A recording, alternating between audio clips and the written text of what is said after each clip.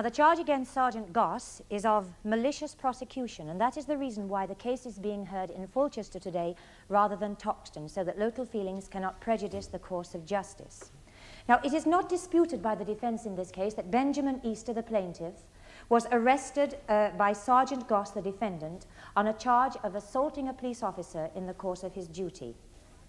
Benjamin Easter appeared in this court 5 weeks later and was acquitted of this charge. Now, all this is not and cannot be disputed by the defence.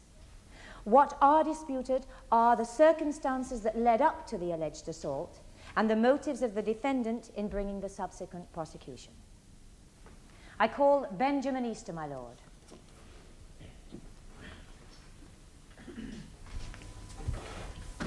What is your religion? Church of England. Take the testament in your right hand and read aloud the words on this card. I swear by Almighty God that the evidence I shall give shall be the truth, the whole truth, and nothing but the truth. You're Benjamin Easter of 20 the Glade, Grattan, St. Peter's. Yeah. And you're the plaintiff in this case. Eh? Are you? What? Are you the plaintiff in this case? Yeah. You're known by your friends as Benny.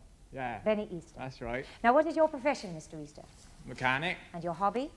Hobby? What is your principal interest? Motorbikes. How many motorbikes do you own? 5 and some bits. What do you mean, and some bits? Well, spare parts, engines, bits. Now, these 5 motorcycles, they're not all ordinary motorcycles, are they? None of them are.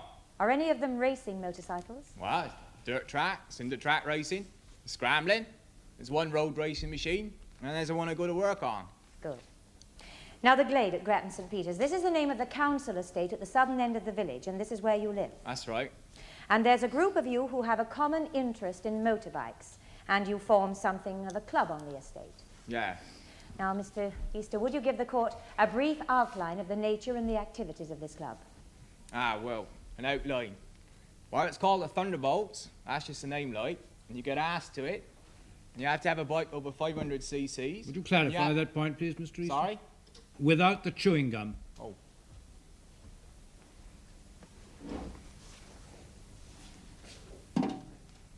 Now then, what is the special significance of 500 cc?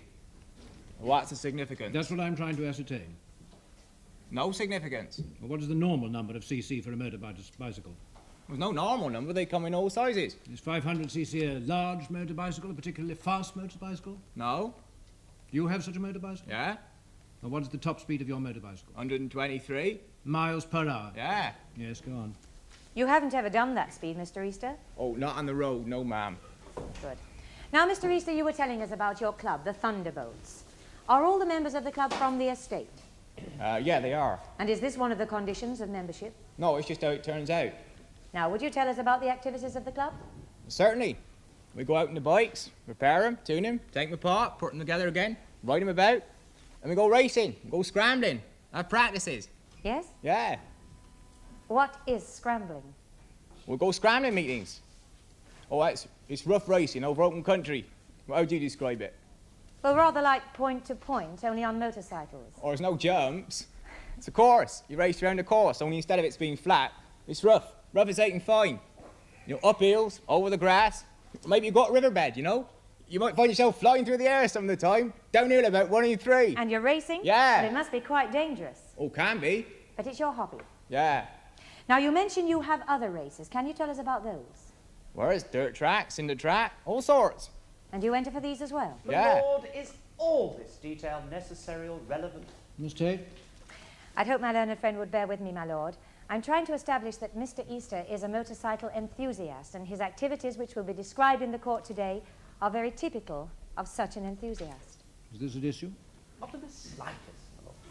I think we can agree that you've established your point, Miss Tate. My lord. Mr. Easter, let us now turn to your relationship with the defendant up to the time of your arrest. The arrest to which I refer is, of course, Mr. Easter's arrest by Sergeant Goss on a charge of assaulting a police officer in the course of his duty. Mr. Easter, when did you first come to know Sergeant Goss? That is to say, to recognize him apart from any other police officer. First, I always recognised him. But did Sergeant Goss at any time start to show a special interest in your club, or in you in particular, interest beyond that shown by the police in general? What do you mean interest? Did he at any time appear to be picking on you? Oh, yeah. When was this? You started picking on us? Well, for the gang, like, it was about 2 years ago or more. He became like our local copper. I mean, he was the one who came round if anyone did. Or if there's a car with more than one in it, he'd be there somewhere. So for about 2 years, your group started to identify Sergeant Goss as the policeman who was interested in your group. Yeah. Now, when did Sergeant Goss start to take an interest in you personally? Me? Well, you as opposed to the rest of the group.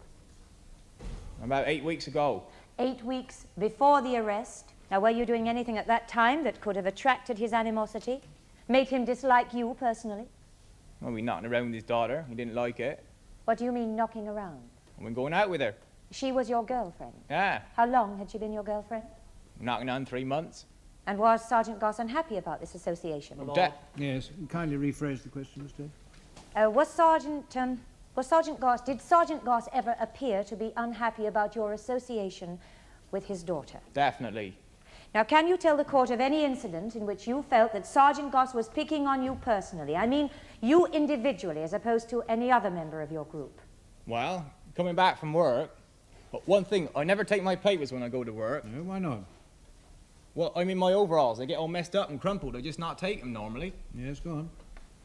Well, these 3 nights coming back from work, 3 nights running, there was a police car and Mr. Goss in it on the road there waiting for me. The first night they stopped me. Name? Mr. Goss got out the car and stopped me. The old routine, check the bike, check the papers. Of course, I hadn't got the papers, so he gave me a ticket. Next night, there they are again, just waiting. And what happened? Well, they follow me right up the village.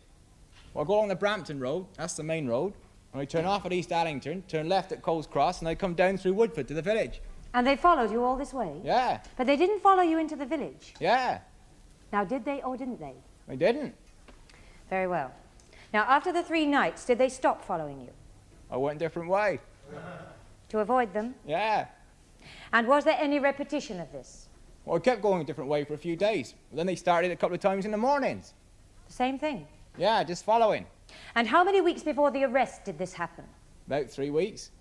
Now, Mr. Easter, would you please describe to the court the events that immediately preceded your arrest on the 23rd of March? Where do you want me to start? Well, start from when you first saw the police car.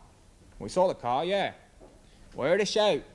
Well, no, I was standing watching Tiger. He was mending one of his bikes. Well, I wasn't actually mending it. He was fitting a new head gasket. Didn't need it, but he was fitting it. I heard a shout. I looked up the hill and I sees a police car turning down the estate. Was this shout a warning shout? Well, I don't know. I just turned around when they heard the shout. Well, Tiger just carried on, didn't take no notice, so we went on talking. And the car comes up alongside and he gets out and starts. And who gets out? Mr. Goss gets out the car and starts coming over to us. Well, we didn't take no notice till he comes up and asks whose bike. Well, it was Tiger's bike. We didn't take no notice. I mean, we both knew it was me he was after. I mean, I told him it was Tiger's. I mean, he must have recognised it. He knew those bikes as well as we did. I mean, I told him it was Tiger's bike. We didn't take no notice. Just stood there thinking. And he tells me to come away. He wants a word with me about the boys. Well, tell him, carry on. He says no, seeing as though I'm the leader, he wants to talk to me alone. So I walk up the road a bit. Where was the police car at this time? I was over the other side of the road, parked. Yes, we were. Well, I walked up the road a bit, and he starts saying things about not standing up straight and putting my shoulders back and find sort of a leader. What must the others be like? Find the leader, that sort of thing. Now, what other subjects were touched on? His daughter, Susan Goss. What was said on the subject of his daughter? He said he didn't want me up there.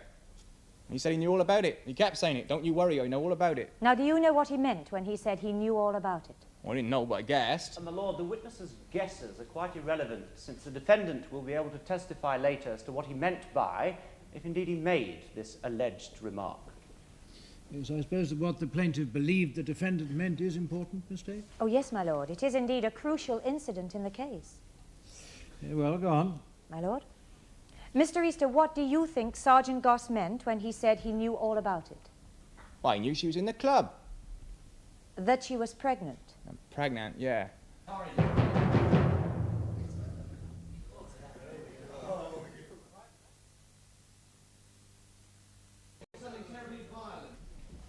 And so Sergeant Goss told you that he knew all about his daughter being pregnant. My lord, by the witness's own testimony, this is not what the defendant said. He did not say that he knew all, or indeed anything about his daughter being pregnant. Did he say in so many words that his daughter was pregnant? He said he knew all about it. I knew what he meant. Mr. Easter, was the word pregnant or any other word denoting that condition used in the course of your conversation with Sergeant Goss? That's what he meant. Can I be more plain? Was the word pregnant used? Well, no, not the word pregnant. Was it synonymous? Any other word meaning the same thing used? No. No, we'll carry on. Did you, at the time of the conversation with Sergeant Goss, know that his daughter was pregnant? Yeah? When did you find out? Night before. How did you find out? She told me. I went up there and we went out. She told me she was pregnant. And that she thought he knew about it. She told you that she thought her father knew about it? Yeah. So when you said earlier that you were expecting him down at the glade, you were expecting him to come and confront you with this knowledge? That's right. Very well. And so he asked you to step aside, and what happened then? Oh, he said he wanted me to go down to the youth club with him and he'd get a referee. He said he wanted to have a boxing match with me without his uniform on. He said he would go on until one of us got knocked out, just as long as it took. And what did you say to that? Oh, he told him to run off.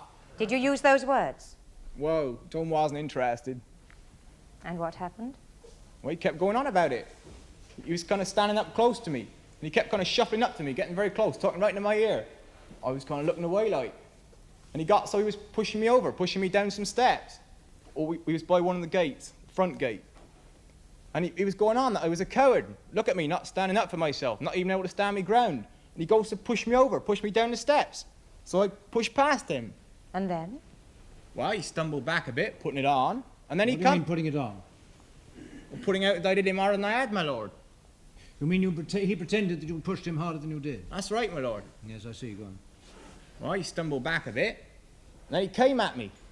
Got hold of me by the shoulders, and he pulled me to him, and he put his fist right low into my stomach, and then the other. And he got hold of my hair, and he pulled my head down, and he put his fist in my face twice. And he pulled me away, pulled me across the road to the car. Someone opened the car door, he pushed me in, and then when he got in, he banged my head on the back of the car seat. He knocked my tooth out, he broke it. That happened in the back of the car? In the back of the car, yes, ma'am. Was it intentional? Definitely. Now, during the course of the fight itself, did Sergeant Goss say anything to you or to anyone else? Well, I heard him warning Tiger and Lofty not to do anything silly. He was warning them not to try and help me. And you? He just kept saying, you bastard, you bastard. Thank you, Mr. Easter. Will you wait there, please? How well do you remember the fight, Mr. Easter? Well enough? Very well. Blow by blow? Roughly? How many times were you hit altogether? 5 or 6. How many times were you hit in the face? Twice. And on the back of the car seat. And in the stomach? Twice. And was this twice with the same fist or with alternate fists? When the stomach hit me with the right and then the left. And when he hit you in the face? He hit me with his right hand. He was holding me air with his left hand. Yes, well, excuse my persistence, but one so seldom has the pleasure of examining such a good witness. A fight, after all, is a fairly hectic affair and usually the subject of a certain amount of confusion, at least for the participants. You, on the other hand, appear to have counted the blows struck. Is that so? No. Oh, come now. Neither at the trial for assault nor in this action has your account differed by a single blow, not a single doubt.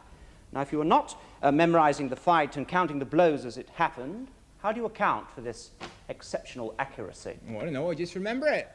Were you perhaps preparing the prosecution in between the blows? No. Is it not in fact the case that you'd boasted that you would get Goss legally for some time? No. And weren't you very pleased afterwards? Didn't you tell the other members of your gang that now you'd get him? No. But you did know you could get a policeman for exceeding his duty. Well, I knew afterwards. Mr. Lippett told me. And hadn't you, prior to this, for some time, been trying to provoke Sergeant Goss into some sort of retaliation? No. Didn't you shout and sing offensive songs outside his home? No. Sergeant Goss will say that you did. Wow. Now let us turn to something that was not mentioned at your previous trial, which was your relationship with Sergeant Goss's daughter, Susan Goss. Yeah? Now, why did you not mention at your previous trial that she was referred to in your conversation with Sergeant Goss? Well, my father would have found out. You were anxious that your father wouldn't find out. Yeah. So what on earth has made you decide to talk about it now? My father's died. Oh dear, I'm sorry. I see. Well, this doesn't, however, answer my question as to the change in your relationship with or your attitude to Susan Goss, that you no longer feel reluctant to talk about your relationship in public. Now, in what way has your relationship with her changed? We don't see her no more. You mean that you have broken off your relationship with her? We just don't see her no more. We broke it off. By mutual consent? What's that? Did you both agree to break it off? Or is it not a fact that Susan Goss was unwilling? No, we both agreed. We did. We both agreed. Did you indeed? And so you're happy to leave the girl who was going to have your baby, who was at that time how many months pregnant with your baby? Well, I don't know. You must have some idea. 2.5, maybe a bit more. And you agreed to leave her. We both did. You left her in the lurch, as they say. Now, did it give you any pleasure to think of the distress that this must have caused her parents? No. Oh, come on now, Mr. Easter, you're surely human. You claim that a man beats you up, and having done so brings a maliciously motivated prosecution without foundation against you, but that you get no satisfaction out of his distress. You make yourself sound like a saint. Are you a saint? No. And you must have had the faintest glimmering of pleasure from his distress. I didn't like the man. You're right, I didn't like him. But I felt sorry for his daughter. Not sorry enough to have stayed by her, though. But we both agreed. Did you not brag of your relationship in the village? No, Did you not brag when she became pregnant? No, I didn't tell anyone. You mean no one in the village knew about it? Well, they know now. Well, how did they find out? I don't know, it just Well, got Sergeant about. Goss didn't tell them, Mrs. Goss didn't tell them. I doubt very much if Susan Goss boasted about it. So how did they find out? Who else knew? No one. Except you. Who did you tell? Well, maybe told Tiger. And Lofty and Grass and Trevor and everybody else in the village. it just you were got about. putting it round to distress her father. No. Now, is it not in fact the case that you were going out with other girls at the same time as with Susan Goss? No, it is not. Well, doesn't the name Violet Tredear mean anything to you? Yes, I know her. Well, Yes. isn't it a fact that you were on sexually intimate terms with her at the same time as with Miss Goss? No, it is not.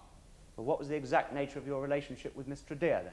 We went to dances. Susan weren't allowed to go to dances. So you went out with other girls? Yeah. You couldn't resist going? Susan weren't allowed. You couldn't resist, although she was pregnant by I you. didn't know she was. So you were ardent enough to see Susan between 3 and 4 times a week. You were intimate enough with her to make her pregnant, and about this you appear to have wasted very little time. But you were happy to go out with other girls, and as soon as the trial that gave you the opportunity to bring this action was over, you were quite happy to abandon her with your child. We both agreed. Well, we shall hear to the contrary, Mr. Easter. I suggest to you that you contrived your relationship with Susan Goss, and then you pursued it with such regularity, such publicity, and such distressing results, solely as part of your own personal feud with her father. Oh, he was nothing to do with it. Nothing to do with it. No further questions. I call Edward Lippett, my lord. And you're a solicitor, are you not? Yes. What are your other activities besides your professional work? I work with the Moulton Youth Club and the new Recreation Centre. Now, have you, in the course of your work, come into contact with a group called the Thunderbolts? I have. And do you know their leader? I do. Benny Easter. Would you tell us what contact you've had with this group, and in particular with Mr. Easter? The actual work at the youth club doesn't encompass activities that might be of interest to the Thunderbolts. But on various occasions, they have come down to the club and have given some of our younger members rides and so on. One of their members gave several talks on the mechanics on motorcycles. And quite recently, Easter offered to make sure there was no trouble at one of our dances. My contact with them, however, has been sporadic. Have you ever tried to get them to join the youth club? I have. Did you meet with any success? Not really. What happened? It was early on, and I believed then, as I think many people still do, that there's something wrong with motorbikes as such. Something faintly criminal about anybody who rode a motorbike for any other purpose than merely getting to work. Now, when you failed to get them to join the club, did you keep an interest in them? I did. In what way? I went to scrambling meetings at which members of the gang were competing. I watched from the sidelines. Has your interest gone deeper? It has. I've been interested in trying to resolve the rivalries that exist between groups from different villages. But most of all, I have taken an interest in these boys and their relationship with the local police. Now, what do you consider this relationship to be? Poor and deteriorating in recent months. How many months? Prior to Easter's arrest, 7 or 8 months. Is there any particular officer with whom the relationship is bad? Sergeant Goss. The bad relations would certainly appear to focus on him. Is it true that you became a mediator between the boys, that is to say the Thunderbolts, and the police? I did. When did this first happen? There was a particular incident. A group of about 7 boys had been told to produce documents at the police station. When they presented themselves, in order to do so, they were kept waiting for over 2 hours. My lord, this is hearsay. Yes, I agree. The witness should restrict his evidence to his own experience. I apologize, my lord. But the boys complained to me that they had been kept waiting for over 2 hours at the police station. And what did you do? I wrote to Sergeant Goss. I outlined the complaint and asked for an appointment to see him. Why did you wish to see him? I was well aware that things were not all that they might be, and I hoped I could work out some constructive way of tackling the problem. At all costs, I wanted to avoid a confrontation between these boys and the police. And did you manage to see Goss? I did. What happened at the interview? Nothing. Sergeant Goss was reticent but polite. Did you mention the complaint that had been made to you? I did. He said it was routine. He said it was unavoidable, rather, as there was a shortage of men at the station at the time. Was he cooperative in the more general sense of solving the problem of the deteriorating relationship between the boys and the police? No, he wasn't. What did he say? He said that the police would tame them. Mr. Lippett, was it you who advised Easter to bring this prosecution? No, I didn't advise him to. Did you discuss it with him at all? Yes, I did. Did you not suggest to him that he brought this prosecution? I told him of his rights in the matter. Now, you said that you wanted to avoid a confrontation between the police and this gang. Now, was this the best way to go about avoiding a confrontation? I think so. Well, doesn't this amount to a confrontation? It's a question of degree, Mr. Lloyd. I see, Mr. Lippett. Well, it appears to me that you haven't much faith in the police. Only in this one respect. Well, how many letters have you written to the local papers criticizing the police, Mr. Lippett? Well, So many you can't count? 2, 3. 7. Now, did you feel snubbed by Sergeant Goss's attitude towards you? Offended? Not really. Slightly? I felt he could have been more cooperative. Why? What do you mean?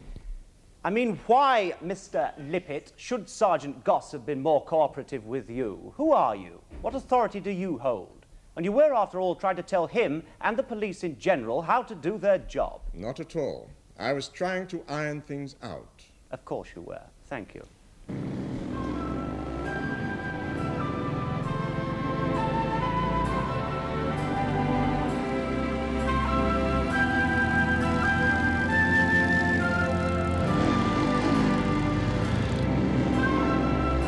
The case of Easter against Goss will be resumed tomorrow in the Crown Court.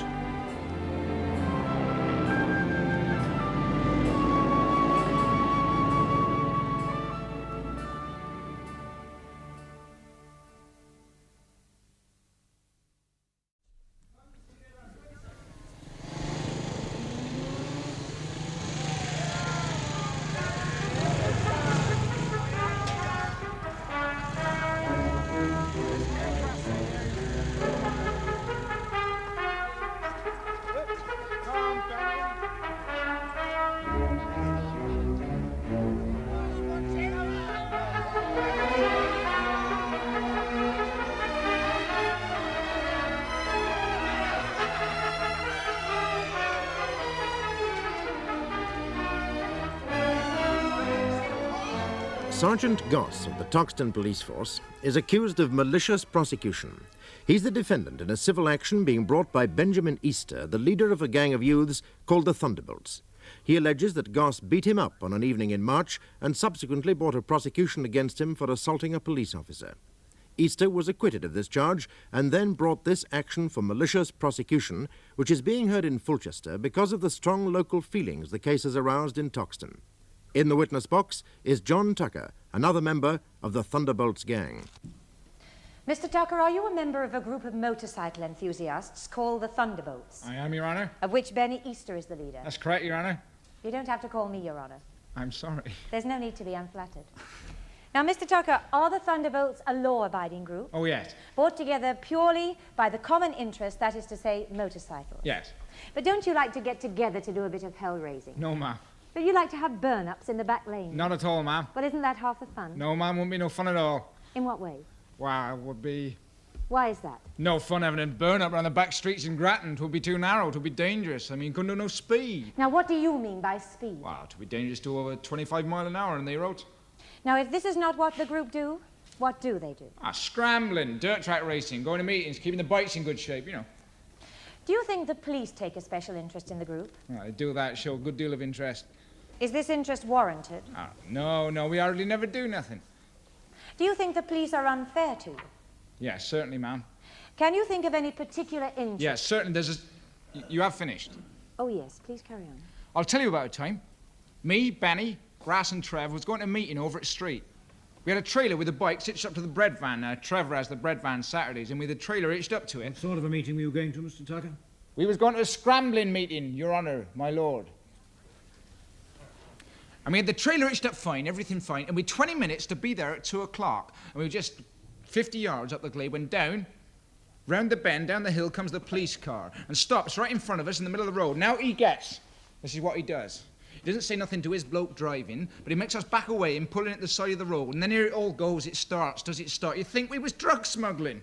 First off, it's the insurance. Well, he's seen the insurance himself only a month or so back. Were you there on that occasion? Yeah, but this...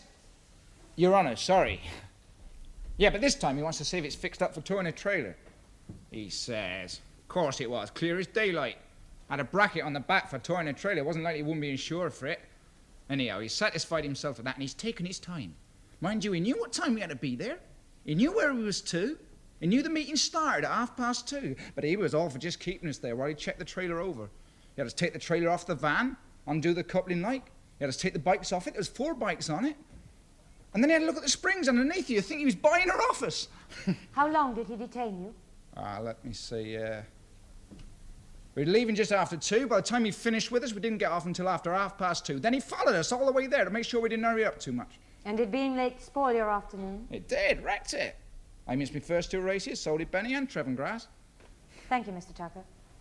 How frustrating for you, Mr. Tucker, how frustrating. You say you were not finished with Sergeant Goss until 2:30. Right. And how long would it take you to get into Street? 20 minutes. 20 minutes, so you'd expect to arrive there at around 10 minutes to 3. Right. But, Mr. Tucker, the local newspaper has this meeting advertised at 3 o'clock, this meeting in question.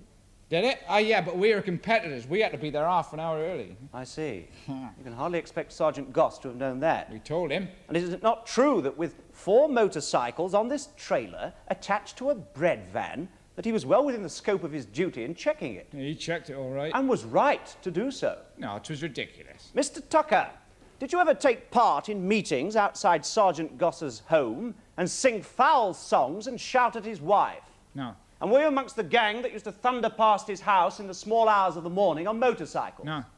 You ever heard about these events? No.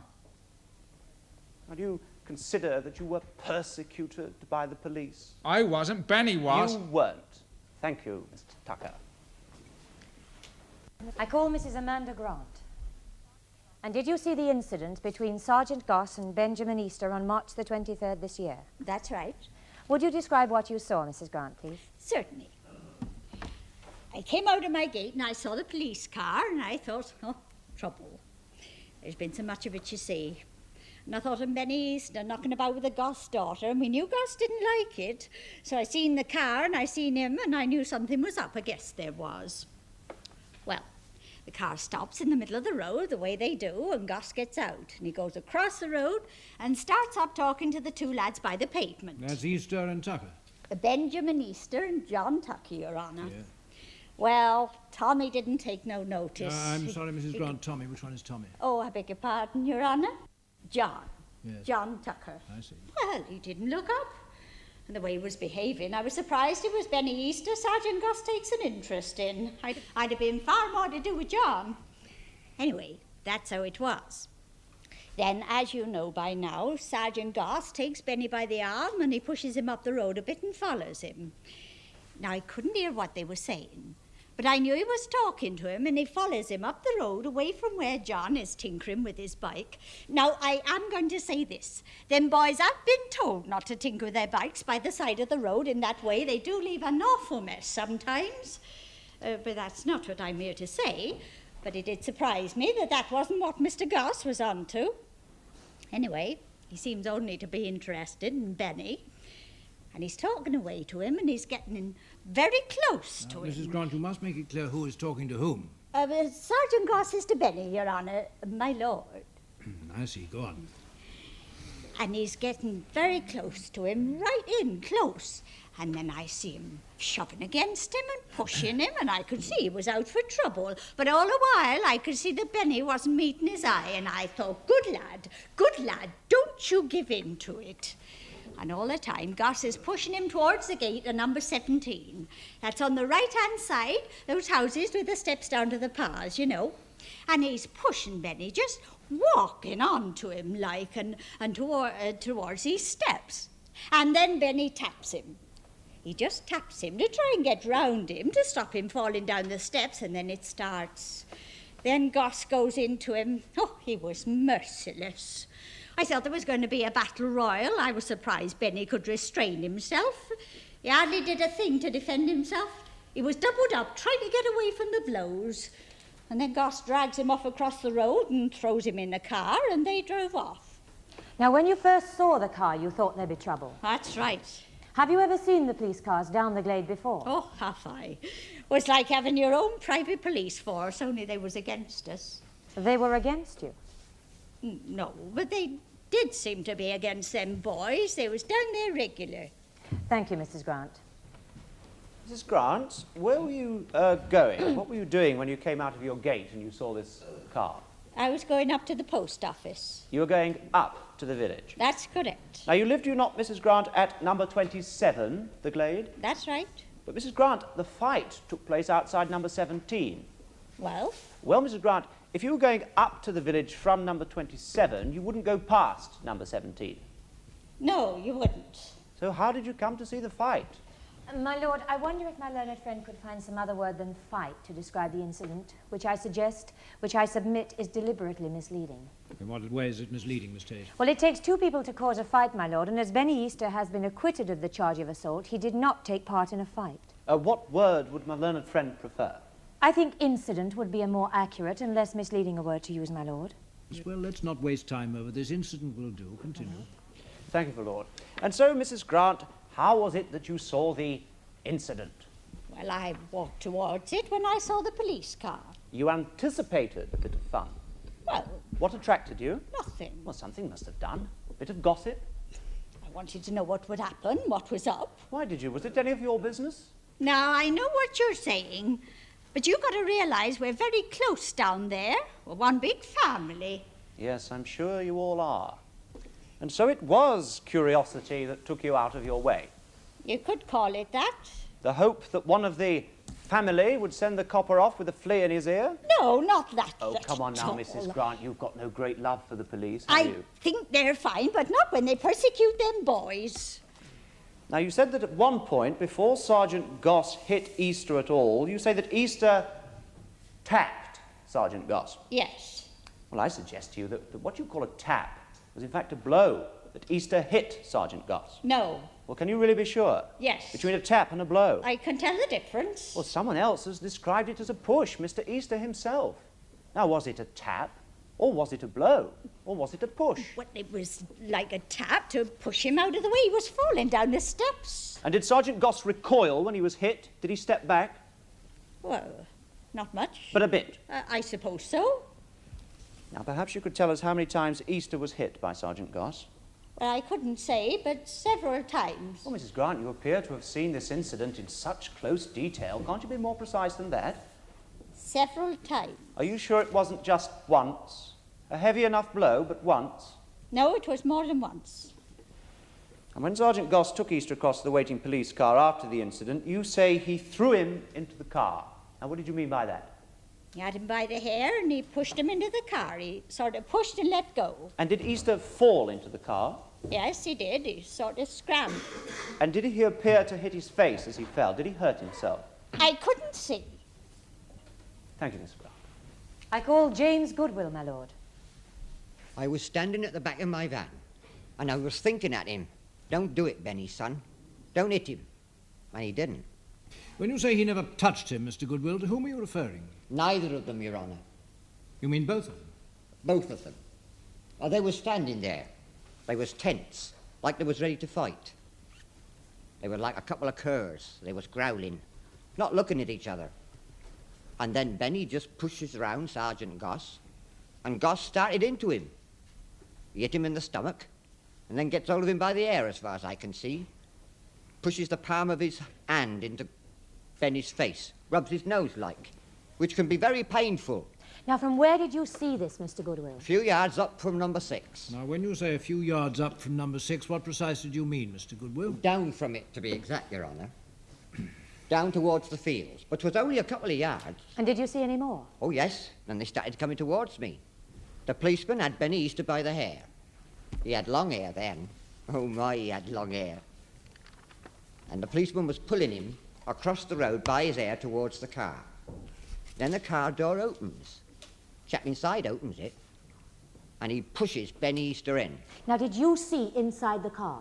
No, not much. I didn't like to bend down to look. Did you see whether Easter hit his face in the back of the car? I did not see, no. Mr. Goodwill, did you at any time think that Benny Easter had done anything or made any movement that could be mistaken for an attack on Sergeant Goss? To me, no. What about when Easter pushed Goss? He was pushing round him, just to stop going into Mrs. Argibetter's garden. Down the steps, I suppose. Now, that's the garden of number 17. That is correct, my lord. Yes. Was it clear that Easter was merely pushing past him? To me, yes. Now, Mr. Goodwill, do you think that the police are unfair to these boys? I do. The motorcycles that these boys ride, do they cause a lot of annoyance? No, not really. Does the noise annoy you? No. Do they, in your opinion, cause an undue amount of noise? Ah, well, that depends what you mean by undue. I mean, tractors noisy, they cause noise. And then they gravel pits, I mean, they really do cause noise. Even cows. You can't stop there, can you?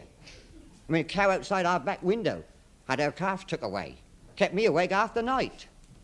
I wouldn't have minded the police coming down then. Maybe you should have telephoned Sergeant Goss. I would have if I'd have phoned.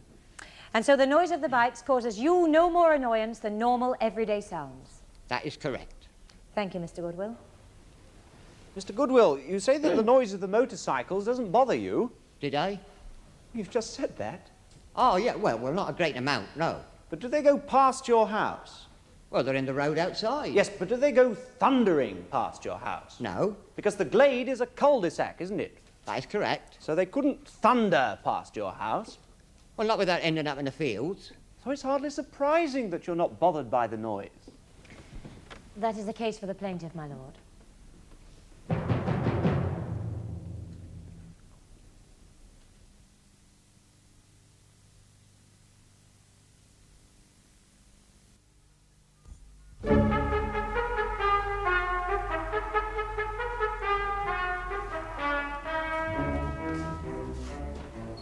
I swear by Almighty God that the evidence I shall give shall be the truth, the whole truth, and nothing but the truth.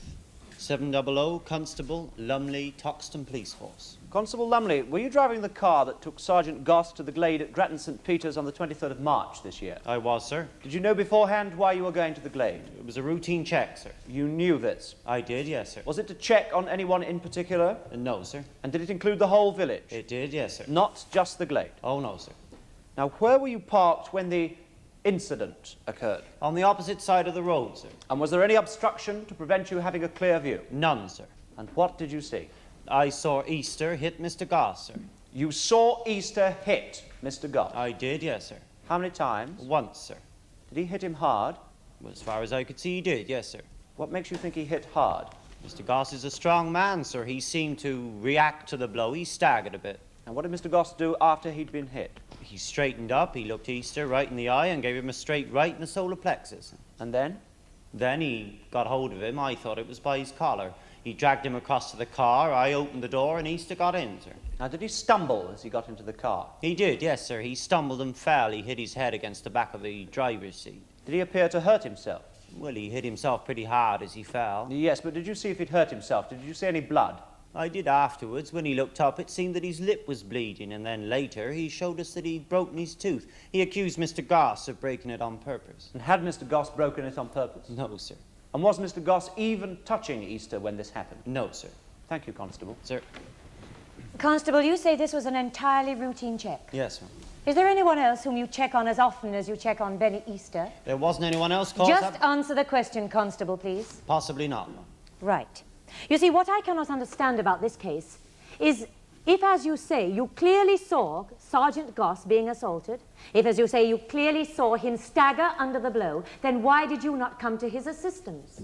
I knew he'd be okay, Mum. But you didn't even get out of the car. No, Mum. Why not? Well, I knew he'd be all right. But if Mr. Goss staggered under the blow, how could you possibly know he'd be all right? He's a strong man, Mum. Were other members of the group standing by, John Tucker and others? There were, yes. Well, weren't you afraid that they may come to the assistance of their leader? Then I would have gone to Mr. Goss's assistance, Mum. But wouldn't you have been too late, Constable? I don't think so, Mum. Don't you think that you should have got out of the car just in case? I don't think so, Mum. Isn't it in fact the case, Constable, that you were not afraid for Sergeant Goss's safety because he was never assaulted at all? No, Ma'am, he was. No further questions. I call Violet Tredear.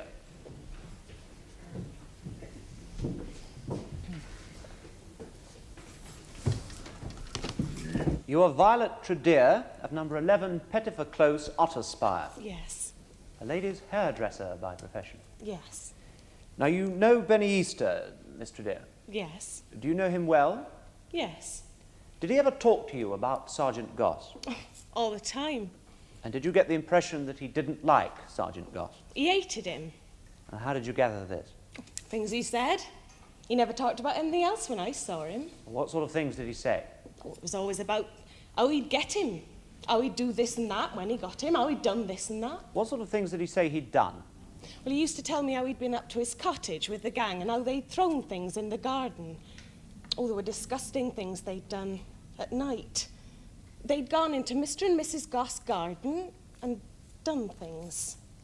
What sort of things? Oh, disgusting things. In the flower beds. I don't like to say. Do you mean that they had excreted amongst the flowers? That's what they said. Not like that, though. Now, what else did he talk about in relation to Sergeant Goss besides these incidents? It was always about how he'd do this and do that. Did he ever mention anything to you about getting him legally? Oh, yes, that was his big thing. See, he'd heard about coppers, policemen that went too far, that sort of thing. He knew you could get a policeman that went too far. How did he know this? I don't know, he found out. He knew everything. Now, why do you think he was so against Sergeant Goss? Oh, he had to be. He was the leader. He had to be the one that was going to get him. Now, did he ever talk to you about getting him after he was acquitted of assault? Oh, he was out of his mind with delight after that, he was. Yes, but did he actually talk about getting Goss? He did. He said, now we'll get him, now we'll get him. He said, Sergeant Goss, more like constables, scrubbing out the cells. They all thought that was hilariously funny. Now, you didn't actually see the incident, did you, Miss Tredear? No, I didn't. Did Easter describe it to you? Oh, yes, he certainly did. And how did he describe it to you? He was overjoyed about the whole thing. It was his big moment. He was centre of attraction in the village. Could you just tell us how he described the incident? Well, you see, the thing was, he had to say why he hadn't beaten Goss. Because he'd always boasted that if Goss so much as laid a finger on him, he'd beat him, smash him into the ground, something he'd always boasted about. So, you see, he had to tell us... Would you just tell us about the incident from when he first touched Goss? Touched him? That's not how he described it. He said to me, now this is what he said. He said, as soon as he pushed me, I thumped him and he almost fell over. And then, now this is what he said to me. Then suddenly I thought, this is it. I'll let him beat me if he dares, and then I'll really have him. Then I'll really get him. So Easter told you that he'd struck Goss? Thumped him, yes. And that he restrained himself merely in order to get Goss? That's right. And did you believe this? Well, that's what he told everyone. If he said he hit him, that's what he did. Now, Mr. Dear, did Easter ever talk to you, or about in your presence, Susan Goss? Did he? He certainly did, yes, sir. And did he give the impression that he was fond of her? He wasn't fond of her. He couldn't stand her. Well, He couldn't wait for all this to get rid of her. Yes, well, then do you know why, in that case, that he went around with her? Oh, it was all part of the same thing, see? It was all part of his thing against Mr. Goss. He knew Mr. Goss didn't like it. He'd do anything he knew Mr. Goss didn't like. What sort of things did he say about Susan Goss? Oh, all sorts. Awful things. Can you repeat some? I don't like to. It doesn't seem right. Were they personal things? Oh, very personal, yes. I suppose I've got to tell. Yes, it would be better if you did. Well, he used to say that she wasn't any good at it. Thank you, Mr. Adair. Mr. Adair, you told us that you knew Benny Easter well. Yes. Were you intimate with him? I don't understand. Did you have intercourse with him, Mr. Adair? Well, Frequently, Mr. Adair? not very often. How many times a week? 4 or 5. Did you see him often? All the time. Alone? No, with the others. You went down to the estate? Yes. In the hope of seeing him? No. Well, who else did you see at the estate? Anyone. I had friends there. You were quite willing to be on terms of sexual intimacy with Benny Easter, although you were in the knowledge of the fact that he was carrying on an affair with Susan Goss at the same time. No, I wasn't. But you must have known of this affair with Susan Goss. That's what you've just said. I didn't know about that. But you I must didn't have know known... she was pregnant. You must have known the extent of their relationship. No. But isn't that what you just told us? Didn't you say that Benny Easter had told you that she wasn't any good at it? Now, surely there's only one thing that it can refer to. Well, I don't know. Well, what did you take it to refer to, Mr. Dear? Well, yes, I suppose so. So you were quite happy to have intercourse with Easter, knowing that he was carrying on an affair with Susan Goss at the same time? He kept saying that he'd give her up. And you put up with it? Because he said it wouldn't be long. What wouldn't be long? That he'd give her up. And then he would be yours? I don't know. But under the circumstances, that surely was what you'd hoped for. Maybe. But you were disappointed, were you not? No. For after he left Susan Goss, he was not yours. Now, it is true, is it not, Mr. Dear, that you no longer have any association, any relationship with Benny Easter? We agreed not to. I see. Now, Mr. Dear, you said earlier that Benny Easter talked to you about this incident. Now, when was this exactly? What do you mean? Well, I mean, was it before the trial or when? It was before, but he told me not to say anything about it. And when did he ditch you? He didn't, I've told you. He broke off his affair with Susan Goss and you thought you'd got him, but you hadn't. No. And this is your revenge because you hadn't got him. No. In that case, why did you not testify for Sergeant Goss at his earlier trial? Because I wasn't asked. I suggest it was because all this testimony here now is a fabrication born out of disappointment and spite, and that you did not testify previously because at that time you'd not made up this evidence. I'm telling the truth. Thank you, Mr. Dear. Mr. Adair, you've just told us that you accepted Easter's relationship with Susan Goss. Yes. Now, was this because you knew that Easter wasn't sincere about her? Yes, I've already said. I knew he didn't care about her. He used to brag about it, and look at it now. Well, he didn't care about her. He told us he was only doing it to spite them, Mr. and Mrs. Goss. He told all of us that, the old gang he told.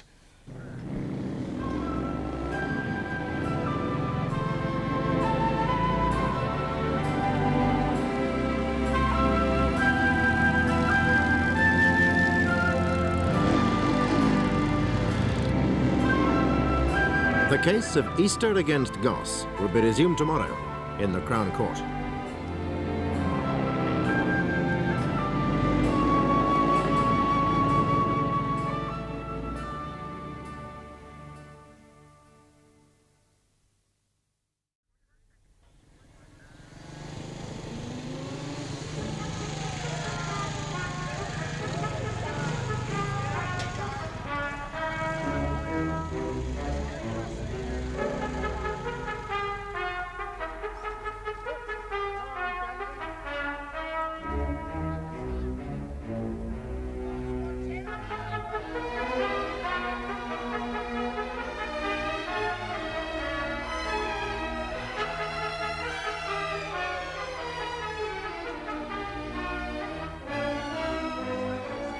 Benjamin Easter, the leader of a local gang of youths, has brought a civil action of malicious prosecution against Sergeant Goss of the Toxton Police Force. He alleges that Goss beat him up on an evening in March and subsequently brought a prosecution against him for assaulting a police officer. The case has divided the village folk of Grattan St. Peter's and the inhabitants of the new council estate, and is being heard in Fulchester because of local feelings in Toxton. In the witness box is Francis Larwood, who lives in the village itself. Grattan's a very quiet, beautiful village, in some of the most beautiful countryside. There's old folks there have retired and one want their peace and quiet. And the price they have to pay for a cottage nowadays, they deserve it. But all of us are having our peace and quiet ruined by the selfishness of these thugs. And that's what they are, and I make no apologies for saying it. Yes, but Mr. Larwood, are you quite sure that the noise that you complain of isn't just the noise that you would get from riding a motorcycle in the ordinary way?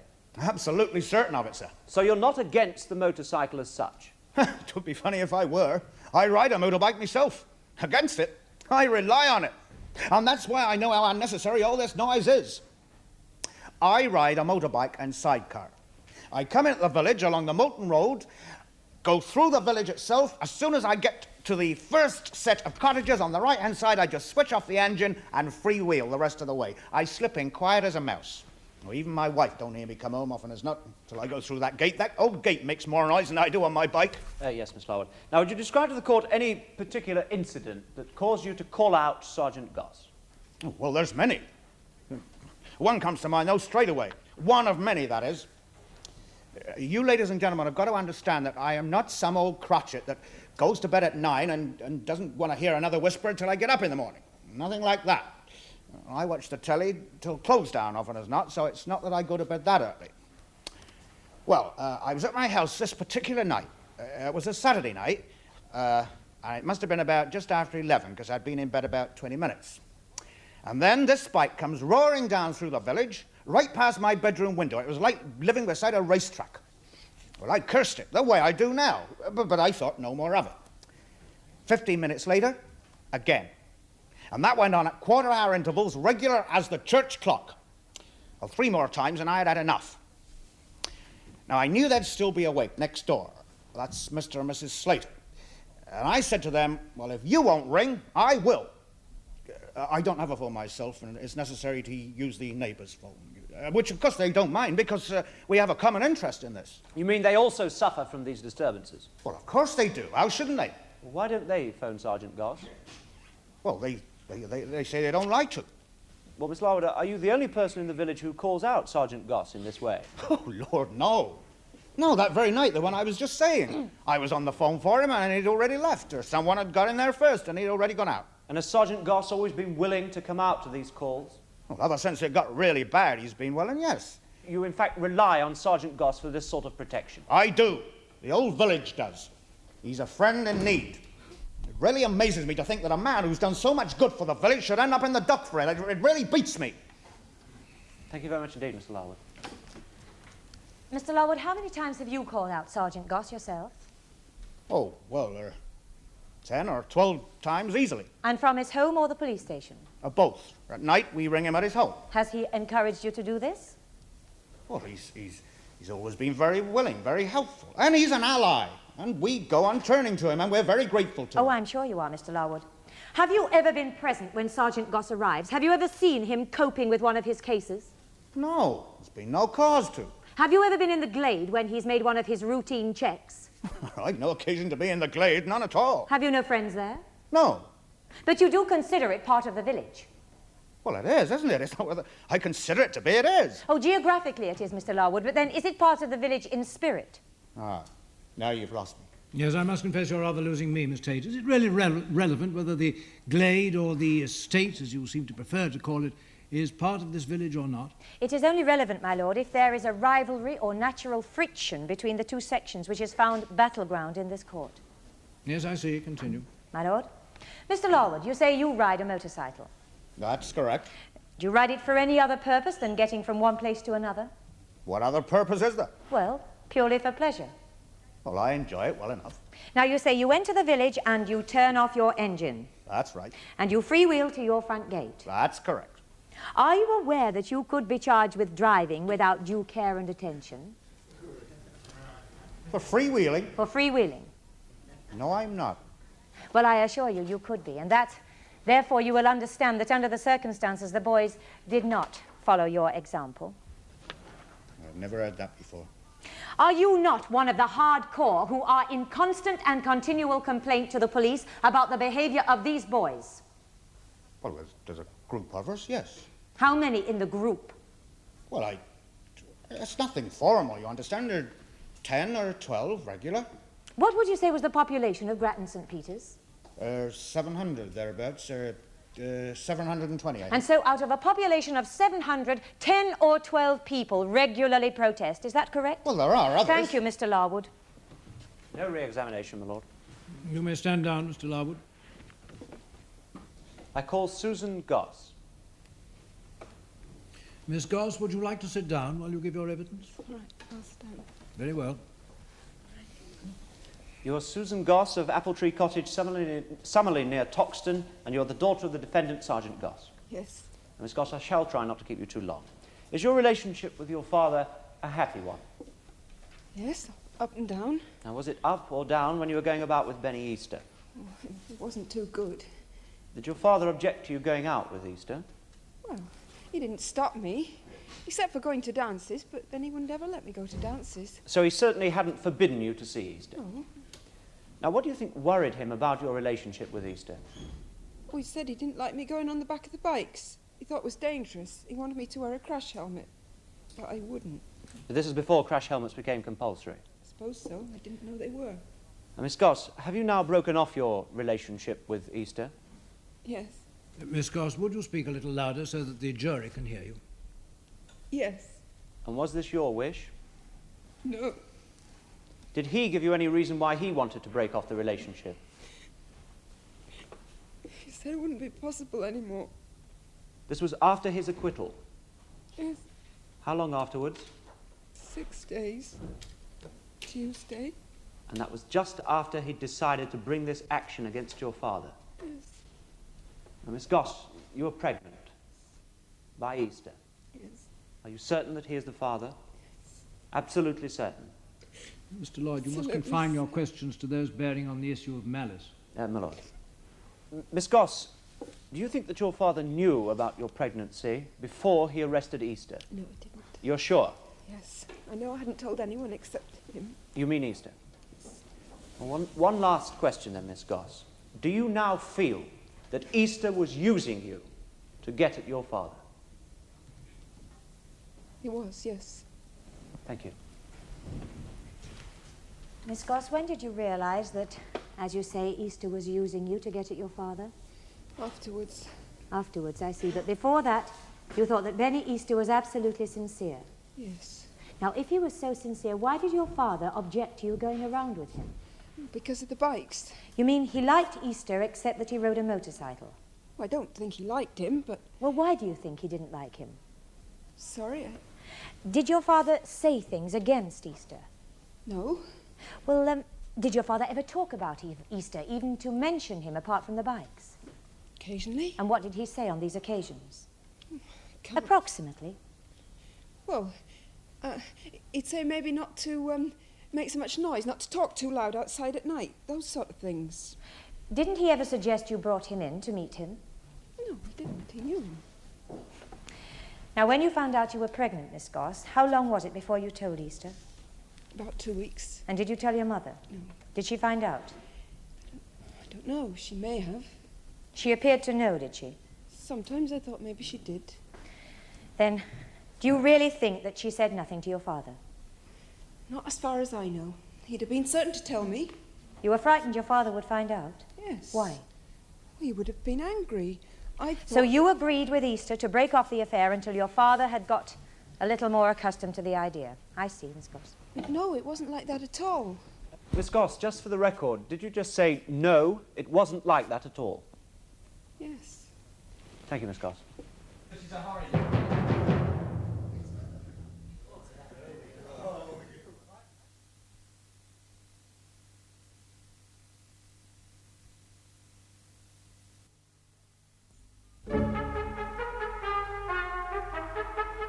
Defendant, Sergeant Alistair Goss.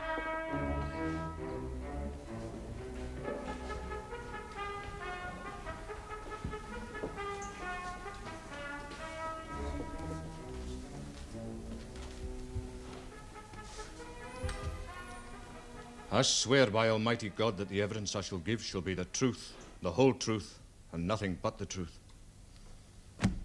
793 Sergeant Goss, Toxton Police Force.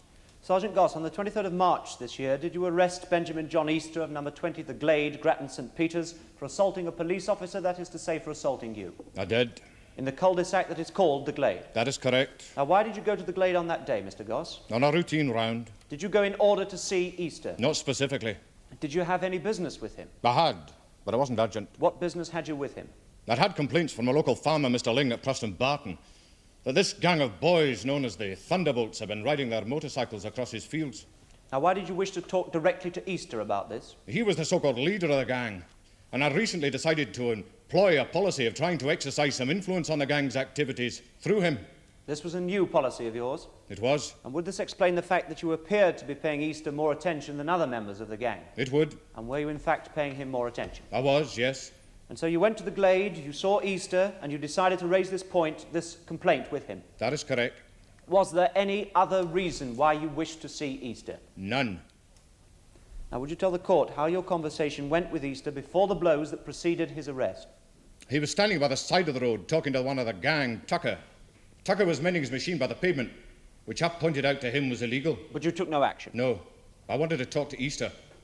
I asked him about the riding through the meadows round Preston Barton, and he denied all knowledge of it, as he always did, unless caught in the act. He asked me why I had it in for him. Why not talk to the other lads? I said he was supposed to be the leader, and it was easier to deal with one person than a group. And again he said, why had I got it in for him? Was it because of my daughter? He used a particularly revolting way of putting it. Could you tell the court what words he used about your daughter? I don't like to. Did he say, is it because I am poking your daughter? He did. That must have upset you, Sergeant. It did. Did it also anger you? It did, yes. And what did you say to him?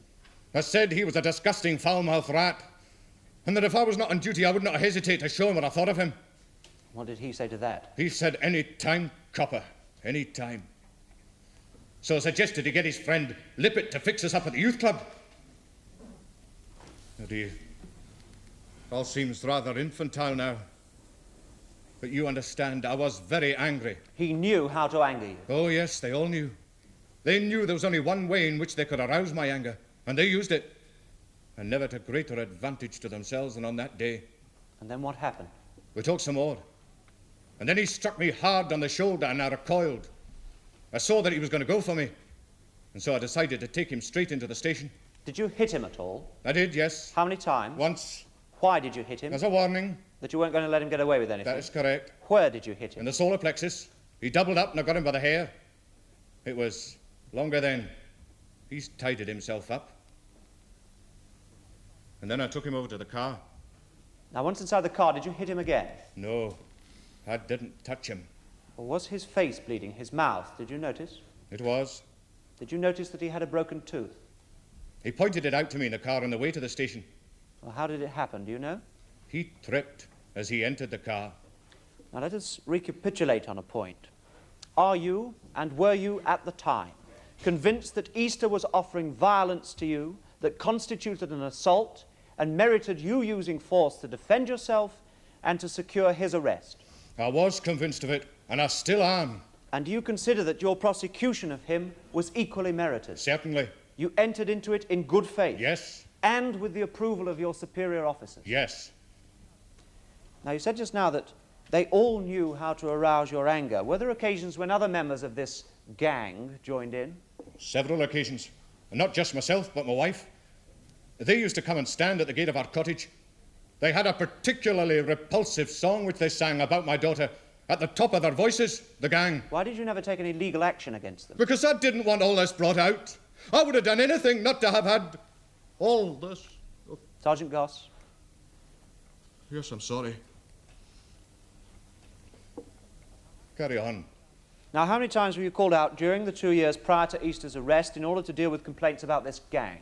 43 times in 2 years. Now, was that purely to deal with complaints about these boys, complaints from residents in the village? It was. And did you always answer a call from the village? Always. Whenever I could, if I was in. And were they always justified? They were, yes. And was there always something you could do? Far from it. On only 19 occasions did I take any further action. And on only 3 occasions did anything actually come into court. And did these 3 occasions result in convictions? They did. So you didn't believe in bringing a prosecution lightly? I never believe in bringing a prosecution lightly. Now, Sergeant, at the time when you arrested Easter, did you know that your daughter was pregnant? No. Did you suspect it? No. Did you even have a faint suspicion? Listen, I didn't even suspect she was on those sort of terms with Easter. Yes, I see. So why did you object to your daughter going out with Easter? Well, it can be no secret that I didn't like the young man. I knew from the start that he was using her in order to get at myself and my wife. I didn't know what he might do to her, just out of spite for me. The bikes. I was feared of the bikes. I know how those boys ride those bikes. I was very scared for her sake some evenings. Is this why you checked Easter's bike on one Aye, occasion? it is. I went over it with a fine tooth comb once simply for that reason, and I'd do it again. But first and foremost, I knew he wasn't genuine. I knew why he was doing it. To get at me. Thank you very much, Sergeant. Sergeant Goss, you say you suggested to Easter that he should get his friend Lippet to fix us up at the youth club. Now, what did you go on to say? I said, if a match could be made officially, I would be happy to meet him when it was convenient for him. And did he accept your challenge? No, he did not. And then did you then taunt him? No, What did you say when he declined? I warned him. I told him to cut out the foul language and to call off his cronies. Then why did he hit you? I don't think I can be expected to know why he hit me. Well, what had you said immediately prior to this alleged blow? I can't remember at that exact moment. But he can't just have hit you out of the blue. Is that a question? Was his blow apparently unprovoked? It was. Were you, as several of the witnesses have testified, shoving him towards a flight of steps? I was not. Well, what did you originally take him aside to talk about? Mr. Link's complaints about riding across his meadows. His meadows, yes. Well, was this really such a personal complaint to Benny Easter that you couldn't talk about it in front of Tucker? It was my policy to deal with Easter alone. Evidently it was. Now let us turn to another element of this conversation with Easter, the alleged obscenity about your daughter. Now, why was this not mentioned at the earlier trial? Because I didn't want my daughter's name dragged into it. Did you arrange with Easter not to mention it? No. Yet Easter has told us earlier that you knew that your daughter was pregnant by him. I knew no such thing. Don't worry, you said. I know all about it. I never said anything like that. Were the words of that song that the gang is supposed to have sang outside your house, what were they? Oh, come, Sergeant, they caused you and your wife deep distress. You must remember them. Is this relevant? Yes, my lord. What possible bearing on this case can the words of this song have? Miss Tate? My lord, the defendant has given evidence that the plaintiff and others sang foul songs outside his house. Now, this has been disputed, and I am clearly entitled to show that the defendant is making all this up. Yes, I think we should hear what these words were. My lord. Now, could you perhaps just tell us, Sergeant Goss, or give us the inference that was to be drawn from this? I can't remember. Then what was it that was so upsetting? Surely you can remember that, Sergeant. It was. What they were suggesting was that Susan was having sexual intercourse with him. With the plaintiff, Benny Easter. Yes. And in that case, how can you claim that you had no suspicion that your daughter was on sexually intimate terms with Benny Easter? I didn't want to think about it. But you did think about it, Mr. Goss. You thought about it all the time. You were obsessed with it. You were obsessed with Benny Easter, were you not? He was tormenting me. You were tormenting yourself. You were tormenting yourself with thoughts. Is it not true that you imagined, guessed, and dreaded that your daughter was pregnant with his child? Yes, I had. I knew she was pregnant, my daughter. She was, or she would be. Because I knew that man. That he had picked me out. That he had chosen my daughter. And that he was destroying me through my daughter. He was evil. And I knew I had to fight him. But I fought him with the law. Only with and within the law. And he went for me. That day, make no mistake, he went for me. But he knew he could destroy me better like this. And he may.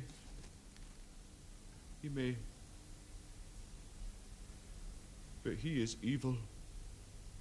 That's all. Evil. Now, members of the jury, in this case, the plaintiff, Mr. Easter, is suing the defendant, Police Sergeant Goss, and claiming damages for a civil wrong known as malicious prosecution. Now, it is up to the plaintiff, Mr. Easter, to make out his case. And to make out his case, he must establish that the defendant instituted against him criminal proceedings, and that he did so without a genuine belief that those proceedings were justified. Now, it is agreed that the defendant did institute proceedings against Easter. It is a fact that those proceedings ended in the acquittal of Easter. So the only question for you to decide is whether Easter did assault Sergeant Goss, or whether, as Easter says, he did nothing and Sergeant Goss arrested and prosecuted him without justification. Now, in the criminal proceedings, the jury were asked whether they were satisfied beyond reasonable doubt that Easter had assaulted Goss. Their answer to that question was no, they were not satisfied. Now, in these proceedings, the burden of proof is different, and the question for you is different. The burden of proof is different because it lies upon Easter, the plaintiff. But he's not required to prove his case beyond reasonable doubt, but only on the balance of probability. So if you think it's more probable than not that his version of events is true, then your verdict will be for the plaintiff. But if you think that Sergeant Goss's version is the most probable, then you will find for the defendant. Now then, if you find for the plaintiff, you must then go on to consider what damages, if any, you should award him. And the damages to which he would be entitled would be the legal costs which he incurred in defending himself in the criminal proceedings in which he was acquitted. Now, he was not awarded his costs in those proceedings, and they amounted to a figure of £500. And in addition, you must consider what you should award him as compensation for the wrong which he suffered in being maliciously prosecuted, and you may award him an additional amount to mark your disapproval of wrongful conduct by a police officer. Now, you will now retire and consider your verdict. All stand.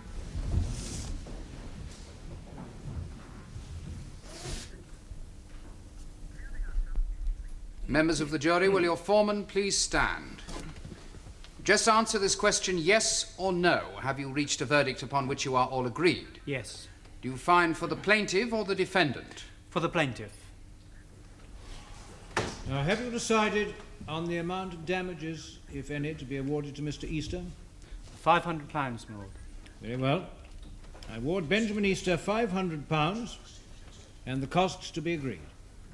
All stand.